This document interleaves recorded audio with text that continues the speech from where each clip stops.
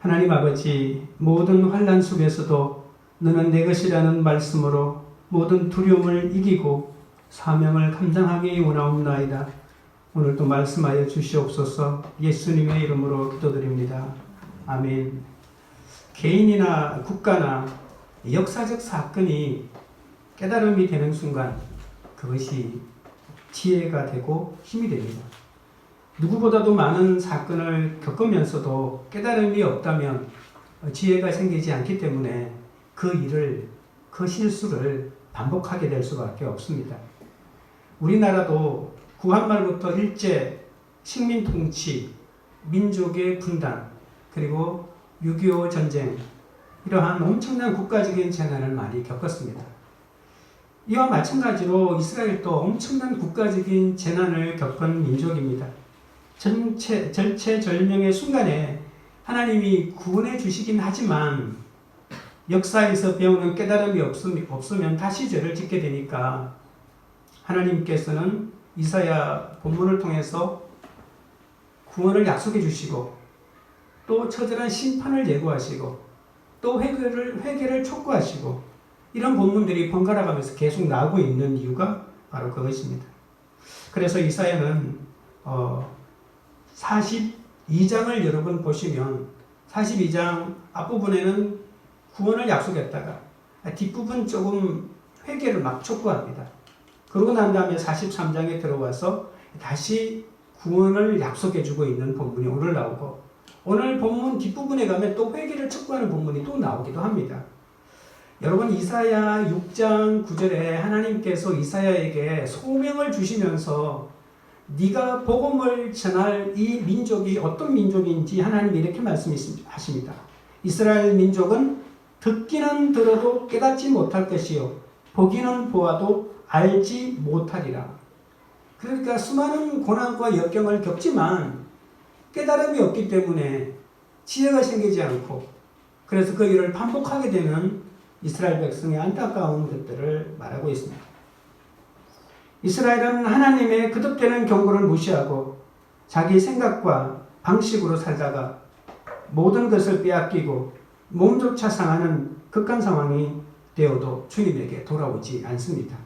그런데 이제 오늘 본문에서 새로운 날이 온다고 말씀합니다. 하나님께로 돌이키지 못하는 이스라엘에게 임하는 하나님의 심판은 불의 사방에서 불어오는 심판이라고 오늘 본문이 말하고 있죠. 이제는 그런 일이 없다고 하십니다. 하나님의 구원은 사람들의 회개에 따라 변하지 않고 하나님과 이스라엘 백성이 어떤 관계에 있는가에 따라서 회복된다고 말씀하십니다. 너는 내 것이라 라고 하는 이 말씀이 우리에게 주는 세 가지 의미를 오늘 살피겠는데요. 첫째는 너는 내 것이라 라고 하는 이 하나님의 말씀을 담은 사람은 두려워하지 말아야 합니다. 1절입니다. 야곱아 너를 창조하신 여호와께서 지금 말씀하시느니라. 이스라엘아 너를 지으신 이가 말씀하시느니라. 너는 두려워하지 말라. 내가 너를 구속하였고 내가 너를 지명하여 불렀나니 너는 내 것이라. 너는 내 것이라고 하는 하나님의 말씀이 믿어지려면 두려움이 없어야 합니다. 너는 내 것이라고 하는 것이 믿어지는데 두려움이 있을 리가 없잖아요. 이 두려움은 어떻게 극복할 수 있을까요? 내가 누구의 소유인지 알아야 합니다. 나를 지으신 이가 누구인가에 집중해야 합니다. 이스라엘 백성이 가지는 두려움은 하나님이 우리를 택하시고 부르셨지만 이것은 나만의 생각일 거야. 그리고 하나님이 처음에는 우리를 불렀지만 지금은 하나님이 마음이 변하셨어. 라고 하는 의심이 있기 때문에 그런 것입니다. 그래서 우리가 하나님의 택하신 백성, 하나님의 친백성이라고 하는 것은 우리의 환상이야. 이런 생각이 계속 들기 때문에 두려움을 떨칠 수가 없는 것이죠. 이것은 우리만이 가진 생각일지도 모른다고 하는 이 믿음에 대한 이 불신이 그들의 두려움을 끊어내지 못하고 있는데 하나님이 우리를 버리셨거나 처음부터 우리는 특별하지 않았다고 이렇게 생각하고 있는 이스라엘 백성들에게 하나님은 오늘 이 1절에 있는 본문을 말씀하십니다. 오늘 1절의 말씀을 요약하면 1절뿐만이 아니고 1절부터 7절까지 있는 말을 요약하면 하나님이 우리를 사랑하신다는 거죠. 사명을 회복하는 가장 원동력, 그리고 두려움을 쫓아내는 원동력은 하나님의 사랑을 깨닫는 것입니다. 하나님의 사랑의 출발점을 오늘 1절에서 하나님의 창조라고 말씀하십니다. 하나님은 야곱을 창조하셨고 빚으셨습니다. 천지 창조 때 하나님은 인간을 창조하셨죠. 창세기 2장 7절에 하나님이 인간을 창조하실 때 흙으로 창조하셨다고 말하고 있습니다. 그런데 사람 한 사람 한 사람을 창조하실 때도 그랬지만 하나님이 이스라엘 민족이라고 하는 것을 창조하실 때도 하나님이 갑자기 창조하셨어요. 100년, 200년 오랜 준비 기간을 통해 가지고 서서히 민족으로 만들어진 것이 아니라 어느 날 갑자기 하나님의 뜻과 계획과 행동이 갑자기 이스라엘을 민족으로 세우시고 만드신 거죠. 이스라엘이라고 하는 민족이 만들어진 것은 하나님의 순식간에 일어난 행동이라는 것을 알아야 합니다. 하나님은 내가 너를 지명하여 불렀나니 너는 내 것이라고 말씀하십니다. 이름은 부모가 자녀에게 불러주는 것이죠. 아이가 태어났을 때 그에게 이름을 지어줍니다. 저도 아버지의 자격으로 새 자녀에게 이름을 붙여주었는데 부모로서 자녀의 이름을 부를 때에는 사랑과 애정이 들어가 있지 않습니까? 이름을 부르는 하나님의 모습에서 이스라엘에 대한 하나님의 사랑을 느낄 수가 있습니다. 오늘 하나님은 이스라엘을 두 가지 이름으로 부르죠. 야고바라고 이렇게 한번 부르고 또 이스라엘아라고 하는 이름으로 부릅니다. 야곱은 사기꾼이라는 거죠. 사기꾼, 야곱. 그리고 이스라엘은 하나님은 용사이시다라고 하는 그런 뜻이 있습니다. 야곱 같은 우리 인생을 하나님의 용사인 이스라엘로 빚어가시는 하나님의 사랑을 느낄 수가 있습니다. 이스라엘의 정체성은 야곱이 이스라엘이다. 야곱과 이스라엘이라는 이 이름으로 정확하게 알 수 있는 것이죠. 다행히 이것도 한 사람에게 붙여진 두 가지 이름이지 않습니까? 야곱 같은 우리를 이스라엘 같은 하나님의 사람으로 빚어가는 것이 하나님의 사람입니다. 두려움의 사람이 야곱의 특징이잖아요. 내 것을 누가 훔쳐갈 것이다. 장자의 명분을 가져야만 이 땅에서 제대로 살 수 있다라고 하는 이 두려움. 그래서 가지고 속여서라도 내가 가지고 그래서 내가 더 많이 확보해야 되겠다고 하는 그런 야곱이 하나님을 만났을 때 진정한 이스라엘의 용사로 거듭나게 되는 모습을 볼 수가 있습니다. 하나님이 이스라엘을 사랑하시는 또 다른 이유가 있습니다. 바로 그것을 그들을 구속하셨고 불렀기 때문이라고 오늘 본문이 말하죠. 하나님은 구속하셨고 불렀다고 합니다.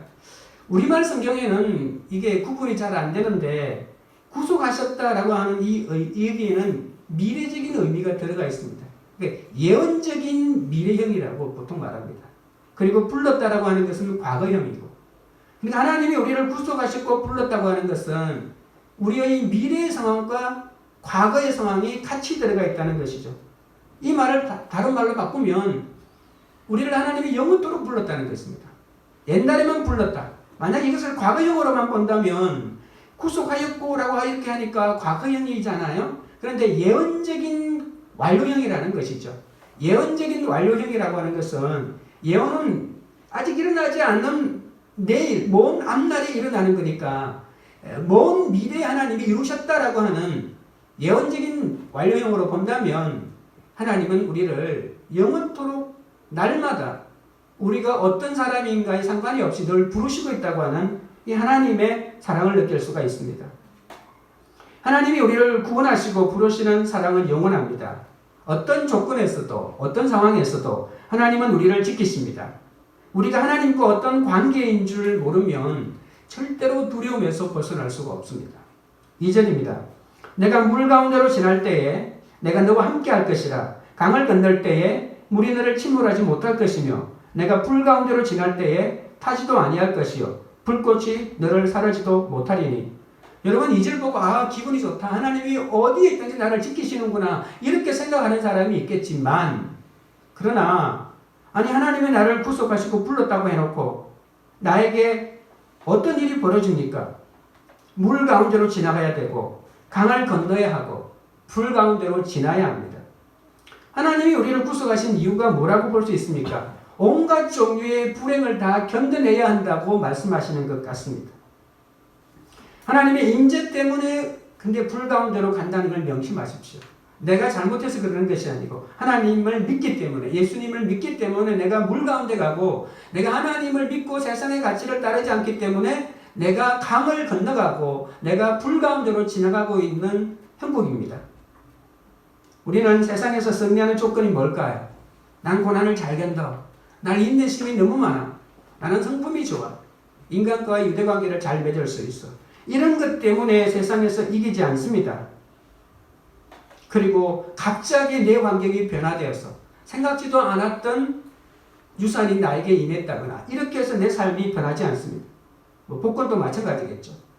하나님의 변함없는 임재 때문에 내가 어떤 고난에서도 이길 수 있다고 하는 것입니다. 창세기에 나오는 요셉이 성품이 훌륭해서 많은 고난을 이긴 것이라고 생각하시면 큰 착각이죠. 야곱이 고난마다 이길 수 있었던 것은 본문이 말해주고 있죠. 하나님이 함께 하셨기 때문이다라고 이렇게 말합니다. 성도들은 고난과 상실과 비극을 겪을 때마다 하나님이 우리와 동행하십니다. 그러니까 2절의 본문을 보실 때 나 물 가운데로 지나가야 되는구나. 강을 건너야 되는구나.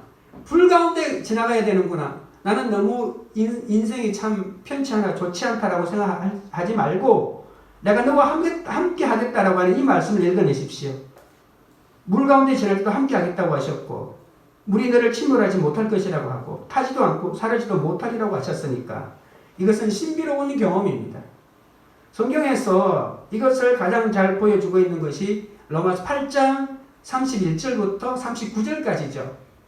그래서 35절에 보시면 저는 이렇게 한 절씩 떼어가지고 성도들에게 다가오는 환난을 7가지 얘기하죠.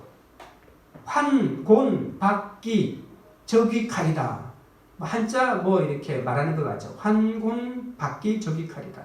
한 절씩 떼어가지고 이 7가지 고난이 우리에게 오지만 그리스도의 사랑에서 하나님의 사랑에서 우리를 끊을 수 없다라고 말하고 있지 않습니까? 단순히 나는 환난에서, 공고에서, 박해에서, 기근에서, 적신에서, 위험에서, 칼에서 벗어났다고 하는 것이 아니라 나는 하나님과 언제나 함께 있다라고 하는 이 놀라운 하나님의 신비를 경험하는 것이죠. 3절입니다. 대신 나는 여호와 내 하나님이요 이스라엘의 거룩한 이요 내 구원자이라. 내가 애굽을 너의 속량물로 구스와 스바를 너를 대신하여 주었노라. 내가 내 눈에 보배롭고 존귀하며 내가 너를 사랑하였은즉 내가 내 대신 사람들을 내어주며 백성들이 내 생명을 대신하리니. 여러분 출애굽을 한번 생각해 보십시오. 세계 최고의 강대국인 애굽을 대상으로 200만 명이라고 하는 사람을 데리고 나오는 장면입니다. 이것이 가능했을까요? 그러나 하나님은 이스라엘 백성을 구원하셨습니다. 출애굽 때와 같이 다시 하나님은 그들이 하나님으로서 자기 백성을 구출해 내실 겁니다. 창조자요 부모요 그리고 구속자이기에 하나님이 이스라엘을 그토록 사랑하시는 것은 당연합니다. 여러분 오늘 본문에 보시면 기독교의 진수를 설명하고 있는 단어가 하나 들어가 있습니다. 3절 4절에서 3번 반복되고 있는 단어가 있는데 그게 뭘까요? 그게 바로 대신이라고 하는 것이죠. 십자가의 예수님의 죽음을 가장 잘 설명하는 것이 대신입니다. 여러분 왜 예수님이 십자가에서 못 박혀 죽었는데 왜 우리 죄가 구원받죠? 와가 아닙니다. 경상도 사투리인데 와가 아니고 왜 내 죄가 잠깐 흥분하면 이렇게 와 이렇게 나오거든요. 왜 내가 십자가에서 내 죄가 용서받죠? 예수님이 십자가 달리도 왜 제가 용서받느냐고요. 그것은 예수님이 십자가에 달릴 때 나 대신 십자가에 못 박힌 것이거든요. 나 대신. 근데 이 세상 사람 중에 누군가를 대신 죽을 수 있는 사람은 없습니다. 누군가를 위해서 대신 죽으려면 조건이 하나 있어야 돼요. 그 사람은 죄가 없어야 돼요. 죄가 있으면 자기 죄 때문에 죽은 거예요. 그래서 죄 없는 사람이 다른 사람을 위해서 죽어줄 수 있는 거예요. 그게 예수님밖에 없는 거죠. 그래서 예수님이 십자가에 달릴 때 바로 내가 십자가에 달린 거예요. 예수님이 십자가에 달린 것이 아니고. 그래서 예수님의 죽음 속에서 나 대신 십자가에 죽으셨구나라고 하면서 갈라디아 2장 20절에 나오는 것처럼 예수님이 십자가의 죽음을 보고 예수님의 죽음이 아니고 내 죽음을 확인해야만이 그래서 내가 구원을 얻는 거죠. 그럼 예수님의 십자가의 죽음에서 내 죽음을 확인하는 것을 뭐라고 할까요? 그걸 믿음이라고 합니다. 이게 쉽게 믿어지지가 않아요.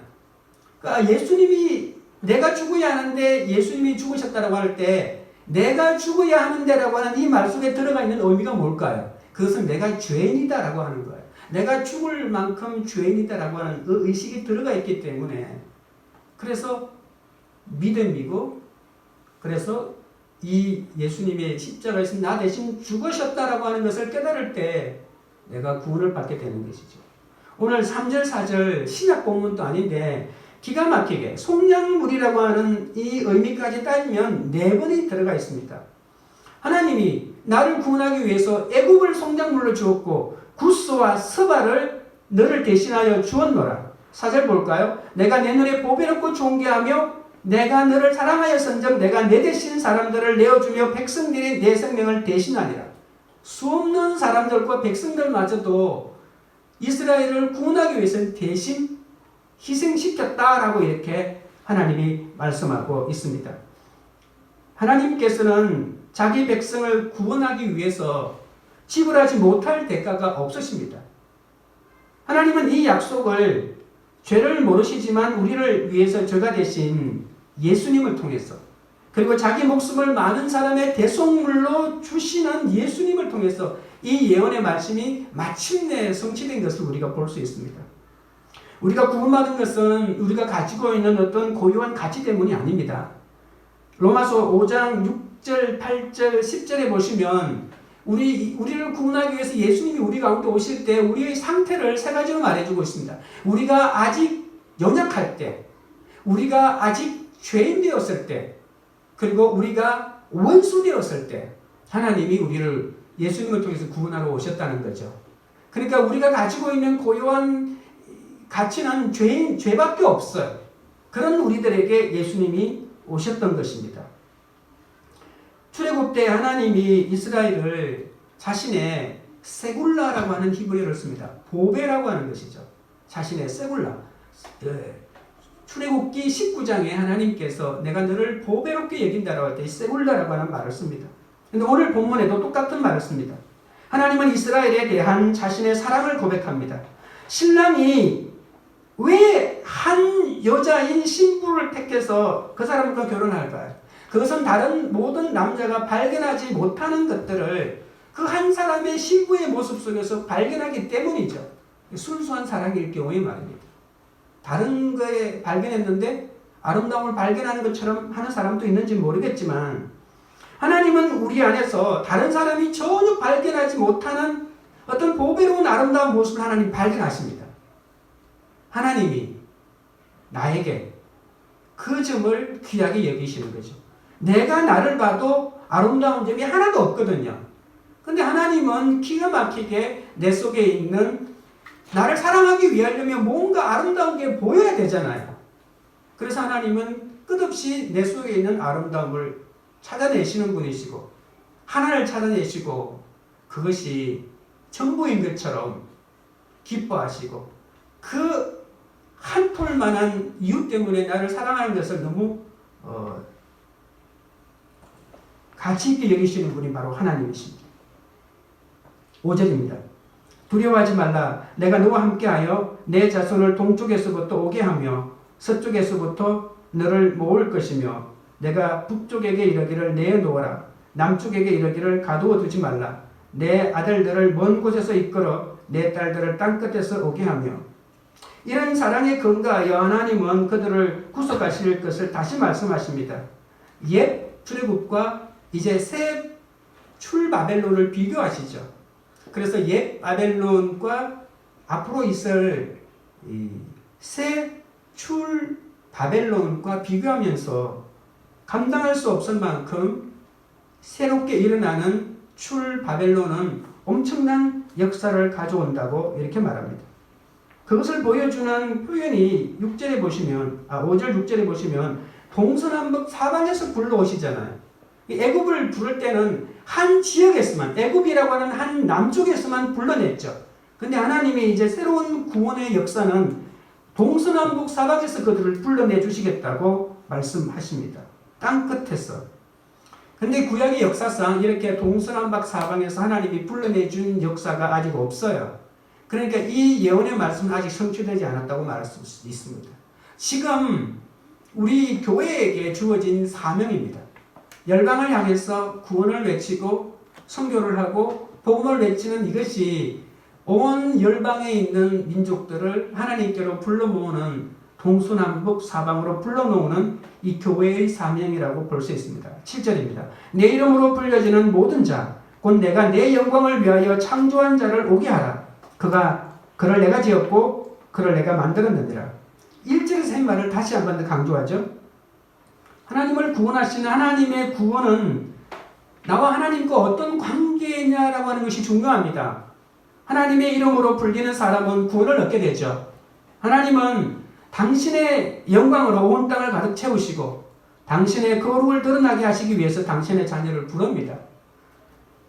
만물을 만드시고 구속하신 하나님의 눈에 비친 우리는 보배롭고 존귀하며 하나님의 사랑하시는 소유이기 때문에 우리는 더는 두려워할 것이 없다고 말합니다. 하나님은 그분의 말씀을 듣지도 못하고 보지도 못하는 깨닫지 못하는 우리를 불러서 하나님 만나주시고 깨닫게 해주신다고 말씀합니다. 그리고 그렇게 알게 된 하나님만이 이 세상의 유일한 구원자임을 우리에게 증언하라고 사명까지도 주실 겁니다. 우리가 위기와 고난 중에 있을 때도 주님은 우리를 버리지 않습니다. 우리와 영원토록 함께 해주실 것입니다.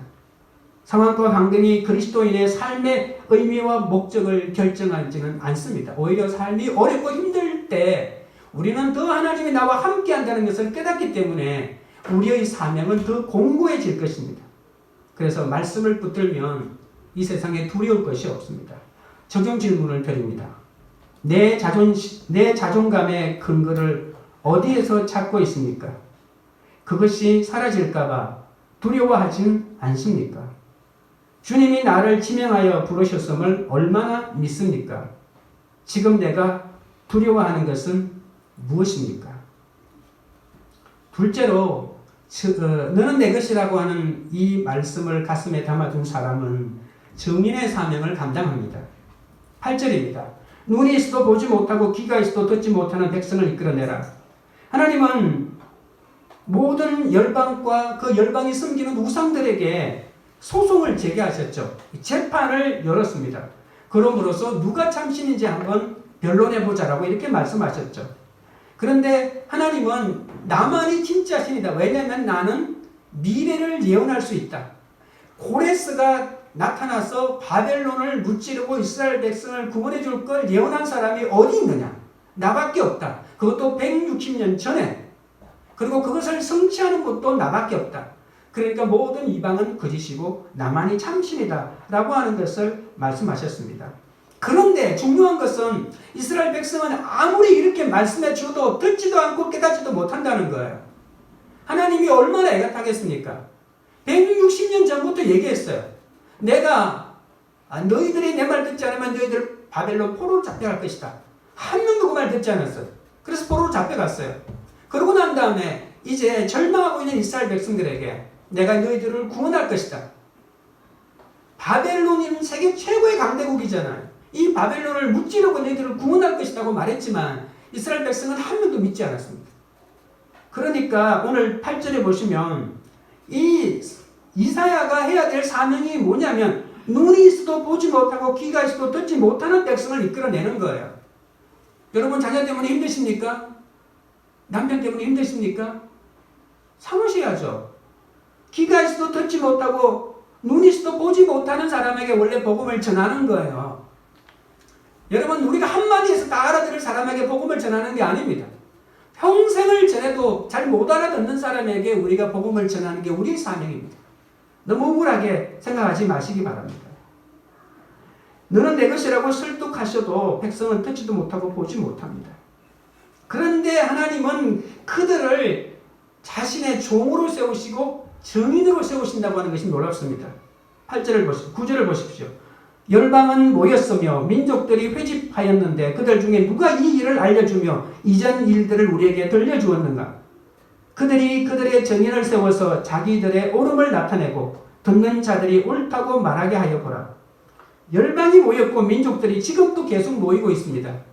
모든 민족이 모였으니 그들이 섬기는 우상이 얼마나 많겠습니까? 한 나라의 우상 하나입니다. 그러니까 열방이 모였으니까 우상이 얼마나 많겠습니까?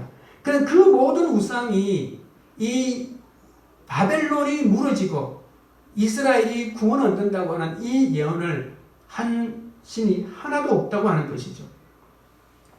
하나님은 열방이 회집된 법정에서 열방 중에 누가 이전에 있는 구원을 예언한 사람이 있느냐고 말합니다. 그와 마찬가지로 앞으로도 바벨론에서부터의 회복도 예언할 사람이 없다라고 말하면서 마지막 부분을 보십시오. 9절 마지막 부분에 자기들의 옳음을 나타내고 듣는 자들이 옳다고 말하게 하여 보라. 아무리 너희 말을 들어주려고 해도 예언한 것이 한마디라도 있으면 너희들이 옳다고 해줄 터인데 한마디도 바벨론은 무너진다고 말한 적이 없기 때문에 바벨론은 무너지지 않으니까 바벨론에게 복종해야 한다. 세상은 무너지지 않으니까 세상의 가치를 붙잡아야 된다. 권력에 발을 내밀고 권력에 손을 내밀고 물질을 조금이라도 모아야만이 행복하게 살 수 있고 조금이라도 좋은 곳에 대학에 보내고 조금이라도 좋은 곳을 확보해야만이 높이 올라가야만이 이 땅에서 성공할 수 있다고 하는 이 세상의 논리가 절대로 무너지지 않을 가치처럼 들리니까 여러분 내가 그것을 반하여 살라고 자녀들에게 말할 수가 없는 것이죠. 그러니까 나는 우상들과 똑같은 거예요. 한 번이라도 하나님의 말씀이 최고다. 하나님의 말씀을 의지해야 된다고 말한 적이 없기 때문에 내가 나를 드러내고 자랑하려고 해도 하나님이 잘했다고 칭찬해 주려고 해도 한마디도 없다고 말합니다. 10절입니다. 나 여호와가 말하노라. 너희는 나의 증인이요 나의 종으로 택함을 입었나니 너희가 바로 듣지도 못하고 보지도 못하는 사람이에요. 이는 너희가 나를 알고 있으며 내가 그인 줄 깨닫게 하려 함이라. 나의 전에 지음을 받은 신이 없었느니라. 나의 후에도 없었느니라. 하나님은 이스라엘을 다시 나의 종으로 택함을 입었다고 말씀하십니다. 근데 하나님이 왜 이스라엘을 종으로 삼았죠? 다른 사람에게 하나님을 알게 하는 것이 아니라고 오늘 말합니다. 되게 놀라운 말이죠. 내가 너를 내 종으로 삼은 것은 다른 사람에게 나를 알려주려고 너를 택한 것이 아니라고 본문이 말합니다. 그러면 무엇 때문에 이스라엘을 듣지도 못하고 보지도 못하는 이스라엘을 하나님이 종으로 삼았을까요? 오늘 10절에 말하면 너희가 나를 알고 다른 사람이 아니라 네가 나를 알기를 원한다는 거죠. 하나님은 다른 사람에게 전해주는 것은 나중 일이에요. 나 한 사람이 하나님을 바로 알려고. 그래서 무조건 전도부터 외치지는 마십시오.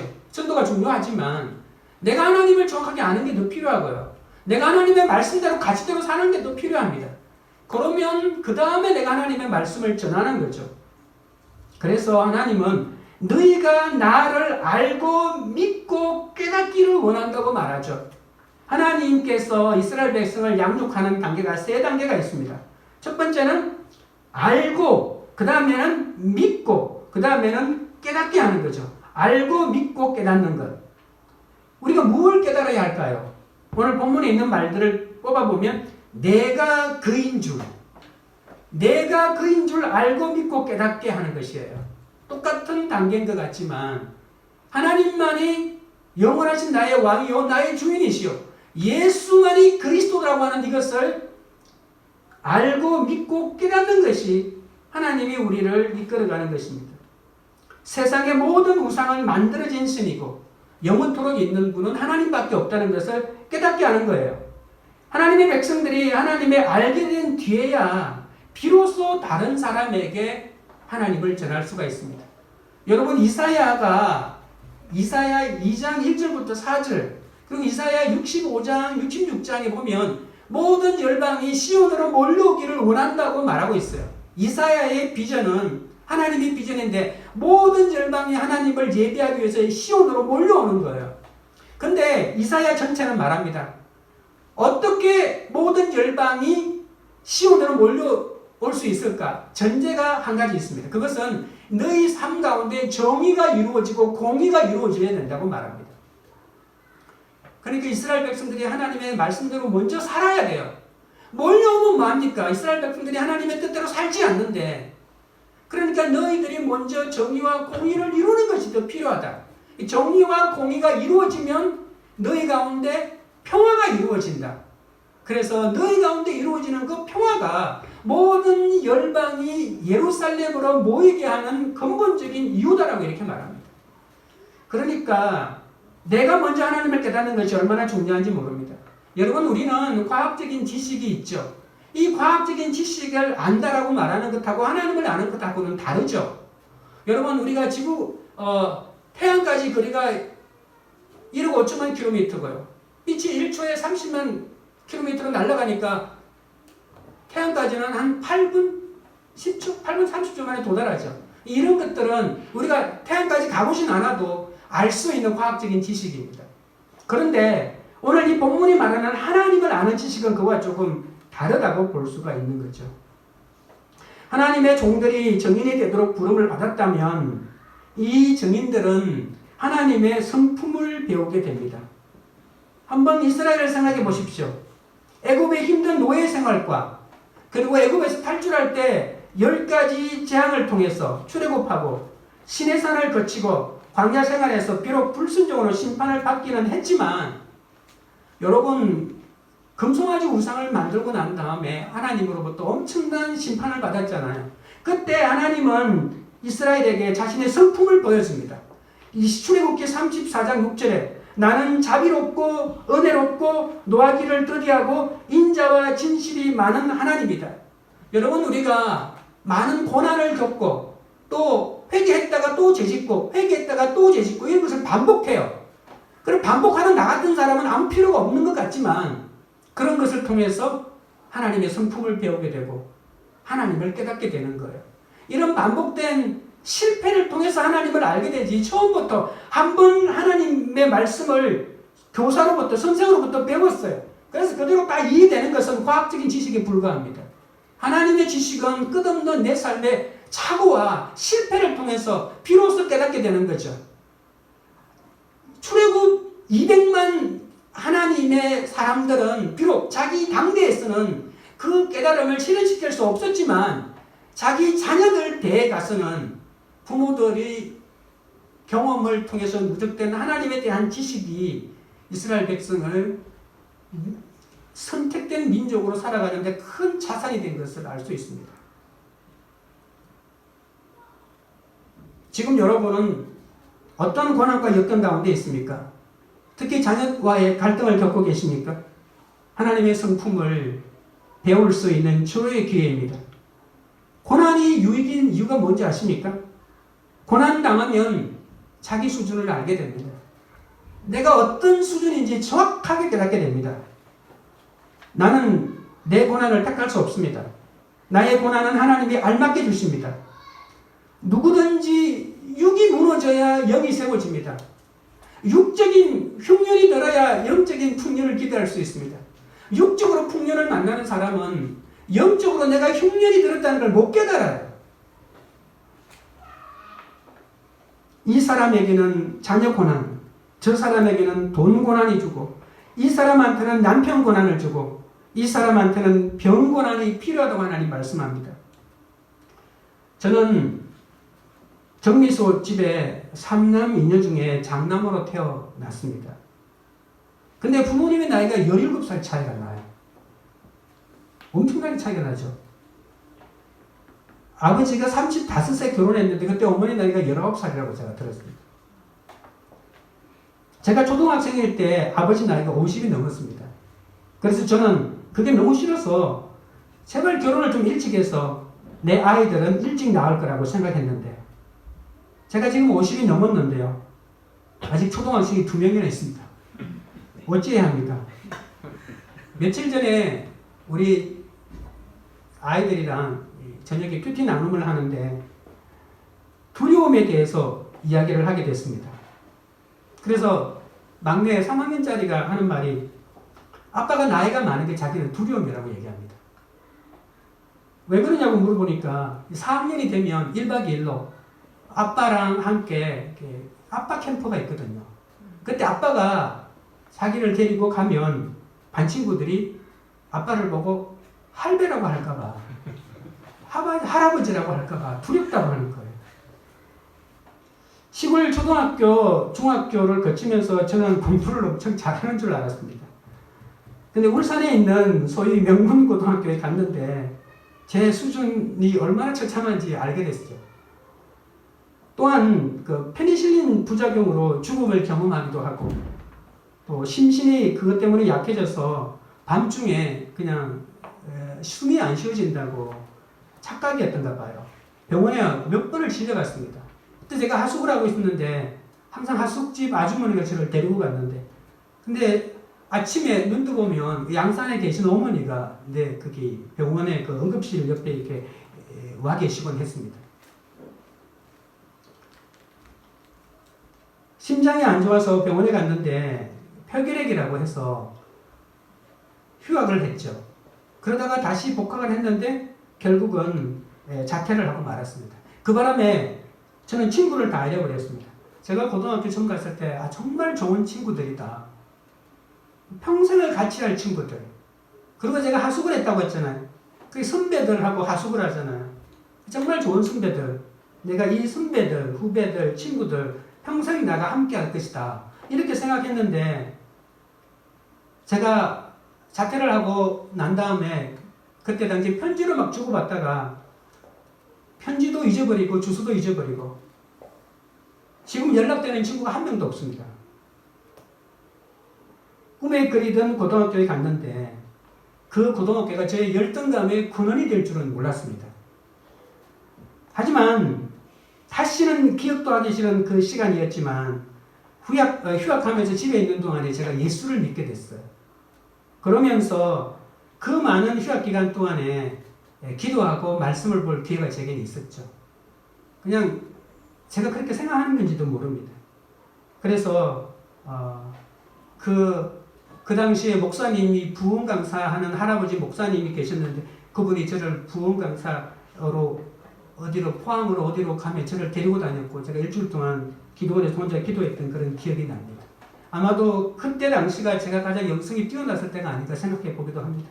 가장 비참한 열등감의 시기가 또다시 하나님을 만나는 또 기회가 되기도 하더라고요. 여러분 가운데 이유 없는 고난과 비방과 핍박을 당한다고 생각하시는 분 계십니까? 이유 없이 훈련을 받는 것이 나에게 가장 좋은 유익입니다.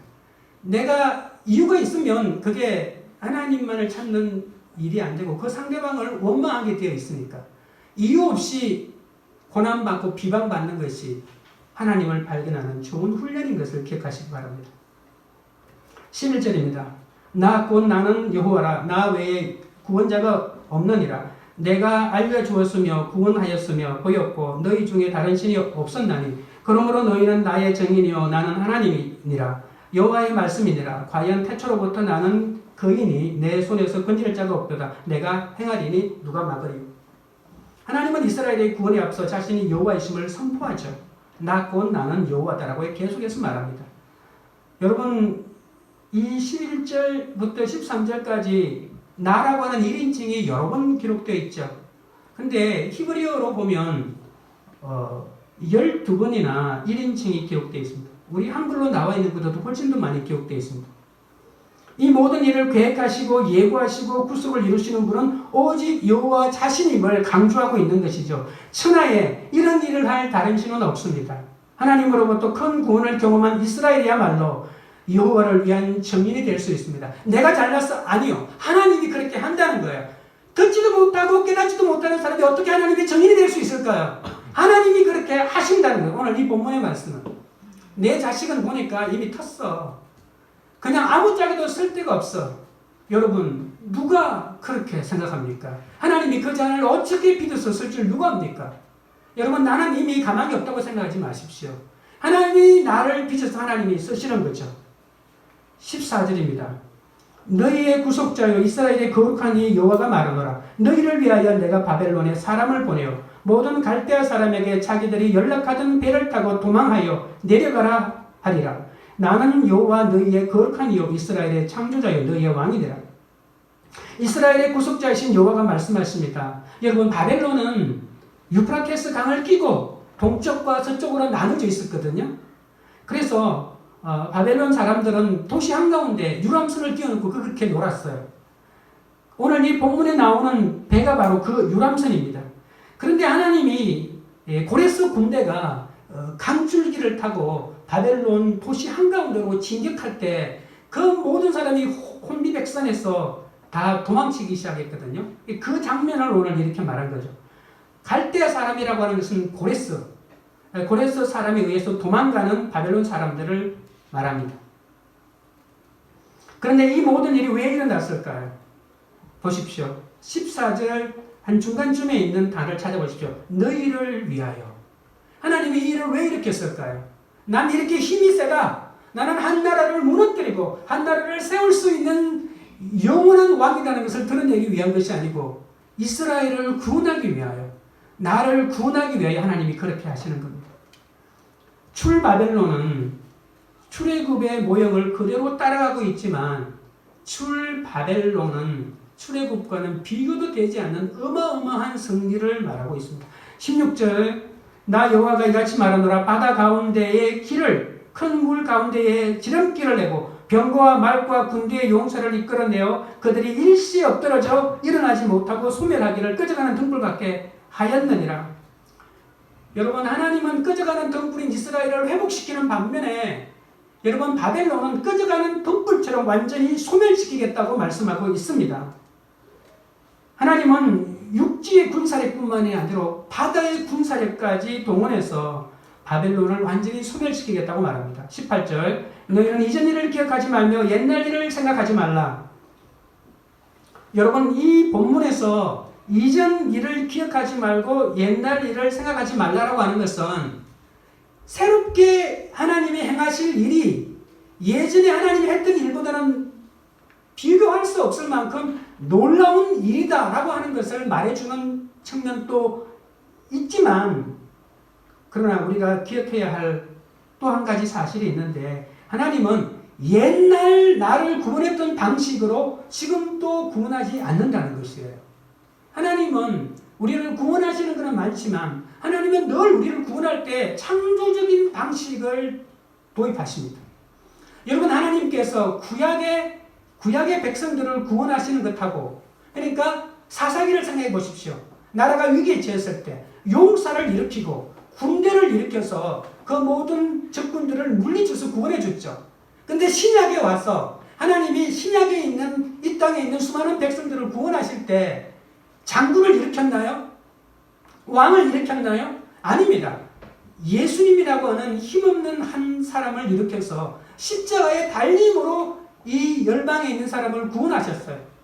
하나님이 구원하는 방식이 시대마다 다르다는 거예요. 이스라엘 백성은 반드시 메시아는 왕으로 와야 된다라고 이렇게 말하고, 메시아는 다윗의 능력을 가진 왕권을 보여줘야 된다고 생각했기 때문에 예수님 같은 사람을 왕으로 받아들이지 못했습니다. 그런데 오늘 본문은 뭐냐면, 하나님은 새로운 방법으로 새로운 시대의 구원자로 오십니다. 왜 그런 일을 하나님이 하실 수 있을까요? 하나님은 바로 창조주이시기 때문입니다. 이스라엘 백성들은 과거에 일어났던 구원의 방식만이 하나님의 방식인 줄 알고 그 방법을 우상시했던 것입니다. 예수님이 이 땅에 오셔서 십자가의 죽으심으로 백성들을 구원하신다고 하니까 메시아가 왜 죽느냐고 하면서 절대로 받아들이지 못합니다. 성전에 있는 제사를 통해서만 사람의 죄를 없앨 수 있다고 생각했어요, 그들은. 그러나 예수님은 성전을 헐라라고 하면서 모든 성전의 기능을 자기의 죽음과 부활을 통해서 다 이루겠다고 하셨거든요. 하나님이 예수님이 성전을 허물라고 한 것은 자신의 십자가의 죽음이 바로 성전의 기능을 대신하겠다는 뜻이었거든요. 19절입니다. 보라, 내가 새 일을 행하리니 이제 나타날 것이라. 너희가 그것을 알지 못하겠느냐. 반드시 내가 광야의 길을 사막에 강을 내리니 장차 들짐승 곧 승냥이와 타조도 나를 존경할 것은 내가 광야의 물을 사막에 강들을 내어 내 백성 내가 택한 자에게 마시게 할 것입니다. 하나님께서는 정인의 사명을 감당하도록 우리를 필요한 지식과 구원과 표적을 다 보여주십니다. 이 특별한 경험은 모든 사람이 같이 같을 수는 없습니다. 각자에게 맞는 방법과 각자에게 맞는 방식으로 우리를 양육하십니다. 그래서 어떤 자에게는 돈 고난을 주시고 자녀 고난을 주시고 남편 고난을 주시고 아내 고난을 각각 다르게 주시는 거죠. 내가 광야를 지나고 사막을 통과할 때 길을 내시고 물을 주시는 분은 오직 하나님 한 분인 것은 공통적으로 틀림이 없습니다. 우리를 양육하시고 오직 하나님만의 유일한 구원자이심을 깨달을 때 나의 부족함에도 불구하고 내가 하나님을 전하는 증인이 될 수 있습니다. 적용 질문입니다. 하나님의 증인이 되는 사명을 감당하다가 만난 광야와 사막 같은 상황은 무엇입니까? 그것이 실패가 아니라 하나님의 나를 양육하시는 과정임을 인정합니까? 나에게 행한 하나님의 이 큰 구원을 누구에게 전하겠습니까? 이제 마지막 세 번째입니다. 너는 내 것이라고 하는 이 생각을 가지려면 생각하는 백성이라야 됩니다. 21절입니다. 이 백성은 내가 나를 위하여 지었나니 나를 찬송하게 하려 함이니라. 그러나 야곱아 너는 나를 부르지 아니하였고 이스라엘아 너는 나를 괴롭게 여겼으며. 하나님과 이스라엘은 구속의 왕과 택하심을 받은 백성이라는 특별한 관계를 가지고 있었죠. 하지만 서로를 대하는 양쪽의 태도가 너무 다릅니다. 하나님은 세상 왕과 달리 이스라엘에게 무거운 책임을 부과하면서 괴롭히지 않았어요. 그냥 자유롭게 해주었어요. 하지만 이스라엘 백성들은 백성의 의무를 다해야 되는데 그것을 하지 않았습니다. 하나도 하지 않았습니다. 오히려 죄를 짓고 하나님을 수고롭게 하고 괴롭게만 했습니다. 23절입니다. 내 번제의 양을 내게로 가져오지 아니하였고 내 제물로 나를 공경하지 아니하였느니라. 나는 제물로 말미암아 너를 수고롭게 하지 아니하였고 유황으로 말미암아 너를 괴롭게 하지 아니하였거늘 너는 나를 위하여 돈으로 향품을 사지 아니하며 이성의 기름으로 나를 흡족하게 하지 아니하고 내 죄짐으로 나를 수고롭게 하며 내 죄악으로 나를 괴롭게 하였느니라. 자격이 없는 우리를 구원하신 것은 전적인 하나님의 은혜입니다. 우리는 회개와 감사가 없고 하나님과 만남도 없이 형식적인 예배를 드릴 뿐 아니라 하나님을 괴롭게 하고 있습니다. 25절, 26절, 27절 나는 나를 위하여 내 허물을 도말하는 자니 내 죄를 기억하지 아니하리라. 너는 나에게 기억이 나게 하라. 우리가 함께 변론하자. 너는 말하여 내가 의로움을 나타내라. 내 시조가 범죄하였고 너의 교사들이 나를 배반하였느니라. 모든 만물이 주인이신 하나님은 우리에게 구걸하시는 분도 우리를 괴롭하시는 분도 아닙니다. 그런데 우리는 하나님께 너무나 인색합니다. 그런데도 그분은 우리를 허물을 도말하시고 우리의 죄를 기억하지도 않겠다고 약속하십니다. 자신의 불신을 전혀 깨닫지 못하고 하나님만 택하는 백성에게 주님은 너는 말하여 내가 의로움을 나타내라고 요구하십니다. 이는 내가 할 말 없는 인생임을 스스로 깨달으라고 하는 것입니다. 여러분, 우리가 만약에 생각이 있는 백성이라면 나의 잘못을 통해서 회개하고 주님에게 돌이켜야 합니다. 28절 그러므로 내가 성소의 어른들을 욕되게 하며 야곱이 진멸당하도록 내어주며 이스라엘이 비방거리게 되게 하리라. 이스라엘 백성들이 회개하지 못한 결과 성전은 무너지고 이스라엘은 포로로 잡혀 이방인들의 비방거리가 되었습니다. 여러분, 여기에 성소의 어른들이란 말이 있죠. 성소의 어른들은 성전에서 봉사하는 제사장들을 가리킵니다. 적군의 침입에 성전을 지키려던 그들이 무차별하게 모욕을 당하는 모습입니다. 예루살렘 성전은 황폐하게 되고 백성은 포로로 잡혀가고, 그러나 하나님은 우리를 지명하여 부르셔서 너는 내 것이라고 말씀합니다. 우리는 하나님을 찬송하게 하시고자 지으신 바 되었고 하나님의 소유입니다. 그렇기에 결코 오늘을 함부로 살아서는 안 됩니다. 적용 질문입니다. 요즘 내가 하나님을 탓하고 있는 일은 무엇입니까? 사실은 그것이 내 이익을 꾀하기 때문이고 내 죄악으로 하나님을 수고롭게 하는 일임을 깨닫습니까? 내 허물을 도말하시는 하나님을 괴롭게 하는 나의 죄악은 무엇입니까? 말씀을 맺겠습니다. 우리에게는 하나님께 정명해 보일 의로움이 전혀 없습니다. 하나님과 만남이 없는 형식적인 예배를 드리고 실정을 느낄 뿐 아니라 오히려 죄악으로 하나님을 괴롭게 해드리는 것이 우리의 실상입니다. 그로 인해 우리는 이스라엘처럼 앞지 않은 자의 포로가 되고 수모가 되고 비방거리가 되기도 합니다. 하나님은 그런 우리들을 구원해 내시고 압제자들을 쫓아내시고 하나님의 크고 놀라운 세일을 행하시겠다고 하셨습니다.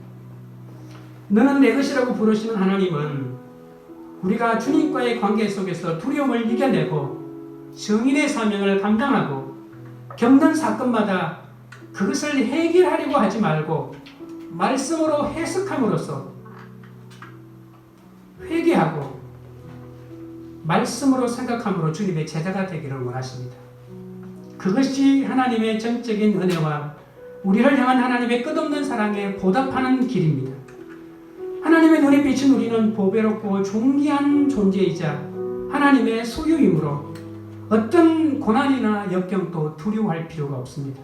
우리를 지으시고 지명하여 불러내어 하나님의 소유로 삼으신 목적은 하나님을 찬송하게 하는 데 있음을 명심하시기 바랍니다. 우리가 한번 찬양하고 기도하도록 하겠습니다.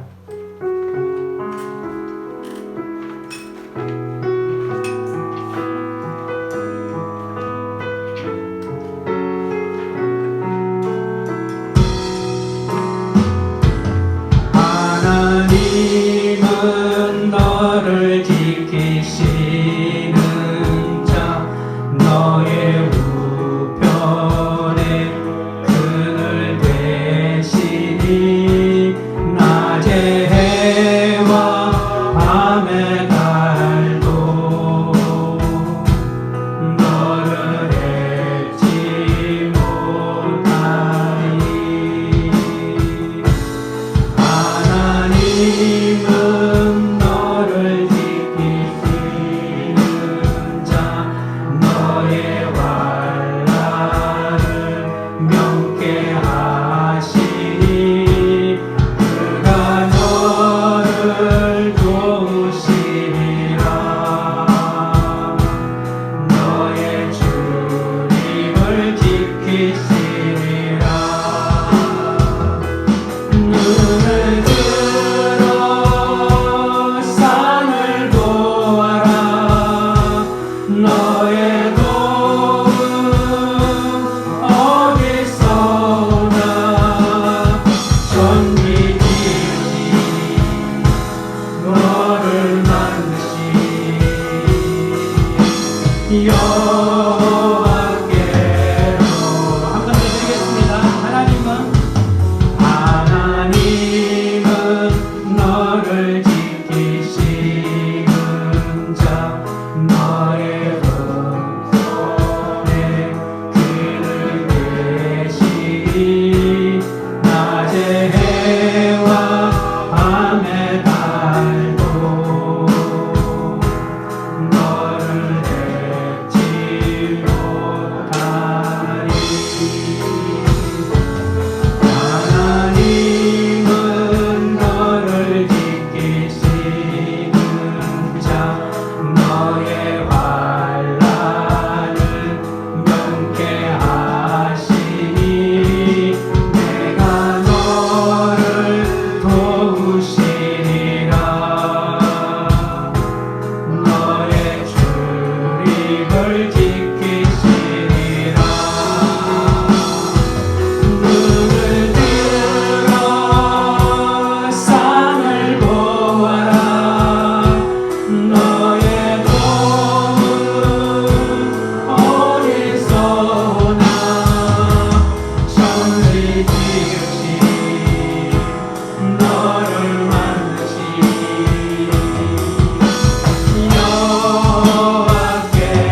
여호와께로다. 눈을 들어 산을 보아라. 눈을 들어 산을 보아라. 너의 도움 어디서 오나. 천지 지으신 너를 만드신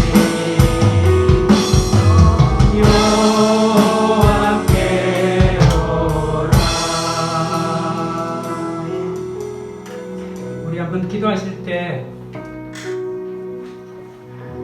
내 자존감의 근거를 세상이 아닌 하나님에게서 찾게 하시고 주님이 나를 지명하여 부르셨음을 언제나 믿고 모든 두려움을 이겨내게 해달라고 기도하겠습니다.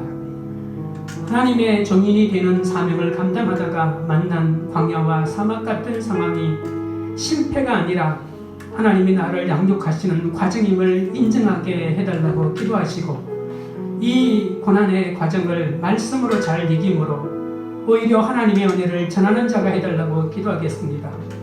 어떤 경우에서도 하나님을 탓하지 않게 하시고, 내 이익을 꾀하는 것이 내 죄악으로 하나님을 수그럽게 하는 일임을 깨달아 주님께로 돌이키는 삶을 살게 해달라고 주여 3번 부른 다음에 기도하며 나가겠습니다. 주여, 주여, 주여.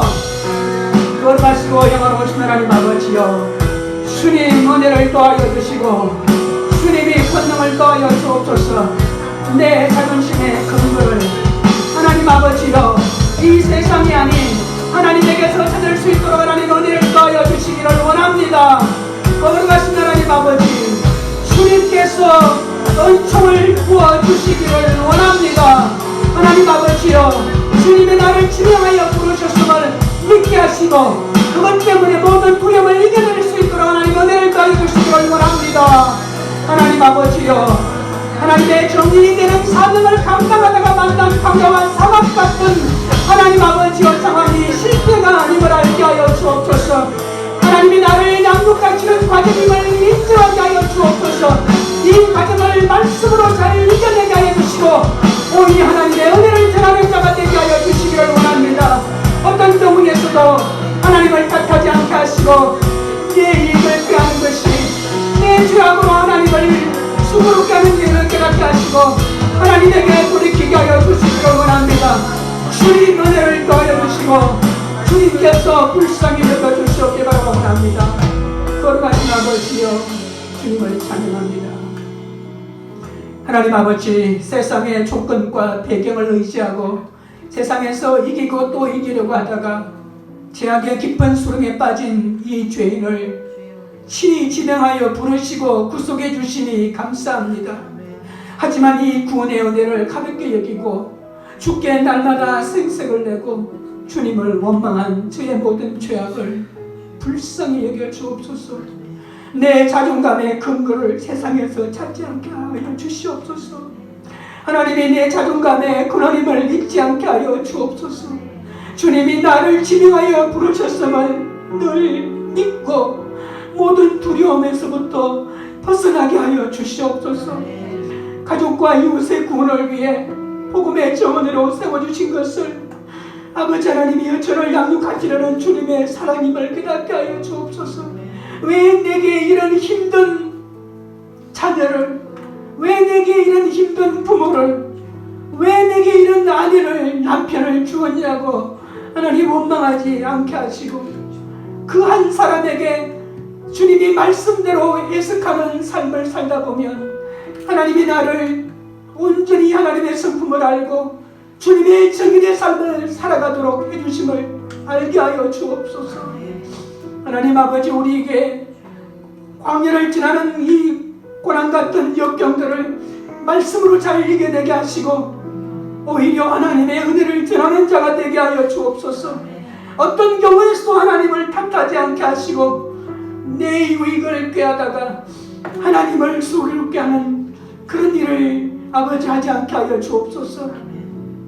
우리를 구속하시고 지명하여 부르셔서 너는 내 것이라고 확증해 주신 하나님을 찬양하오니 하나님을 공경하지 않고 아버지와 세상으로 나가는 일을 멈추게 하여 주시옵소서. 코로나 바이러스로 상처투성이가 된 나라와 국민의 마음을 만져주시고 힘든 환경 속에서도 밤낮으로 환자를 돌보는 의료진과 봉사자들을 붙잡아 주시옵소서. 우리나라가 물과 불 가운데로 지날 때도 함께 하시겠다고 약속해 주신 것을 믿습니다. 하나님이 세우신 이 나라의 지도자들이 스스로 의로운 것이 하나도 없음을 인정하게 하시고 하나님의 말씀 듣기를 절개함으로 말씀을 기준으로 이 나라를 이끌어갈 수 있도록 인도하여 주옵소서. 광교리들 교회가 천하만국의 유일하신 여호와 하나님의 이름을 드러내는 공동체가 되게 하여 주옵소서. 우리는 하나님께 속하였음을 잊지 않게 하시고 말씀대로 믿고 살고 누리는 공동체가 되게 하시고 말씀이 들리는 그 한 사람이 되어 복음을 열방에 전하는 하나님의 교회가 되게 하여 주옵소서. 모든 말씀을 예수님의 이름으로 기도합니다. 아멘.